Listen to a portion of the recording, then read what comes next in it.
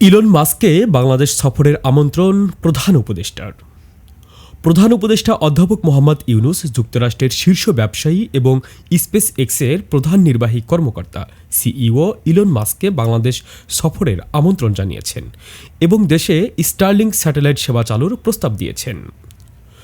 19 ফেব্রুয়ারি মাস্ককে পাঠানো এক চিঠিতে প্রধান উপদেষ্টা উল্লেখ করেন যে তার বাংলাদেশ সফর দেশের তরুণ তরুণীদের সাথে সাক্ষাতের সুযোগ করে দেবে, যারা এই অগ্রণী প্রযুক্তির অন্যতম প্রধান সুবিধাভোগী হবে।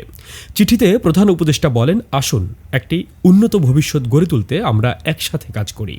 চিঠিতে আরও বলা হয়, বাংলাদেশের অবকাঠামোর সাথে স্টারলিংকের সংযোগ যুক্ত করা হলে বিশেষ করে দেশের উদ্যমী যুব সমাজ, গ্রামীণ ও সুবিধাবঞ্চিত নারী এবং প্রত্যন্ত ও অনগ্রসর জনগোষ্ঠীর জন্য তা বৈপ্লবিক পরিবর্তন বয়ে আনবে।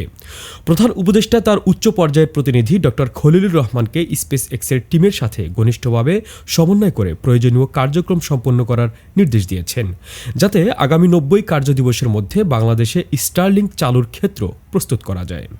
অধ্যাপক মোহাম্মদ ইউনুস 13 ফেব্রুয়ারি ইলন মাস্কের সাথে দীর্ঘ সময় ধরে ফোন আলাপ করেন। এ সময় ভবিষ্যৎ সহযোগিতার সম্ভাবনা এবং বাংলাদেশে স্টারলিংক স্যাটেলাইট ইন্টারনেট সেবা চালুর অগ্রগতি নিয়ে আলোচনা হয়। শাহ মোহাম্মদ ওয়ালিউল্লাহ, তরঙ্গ টিভি।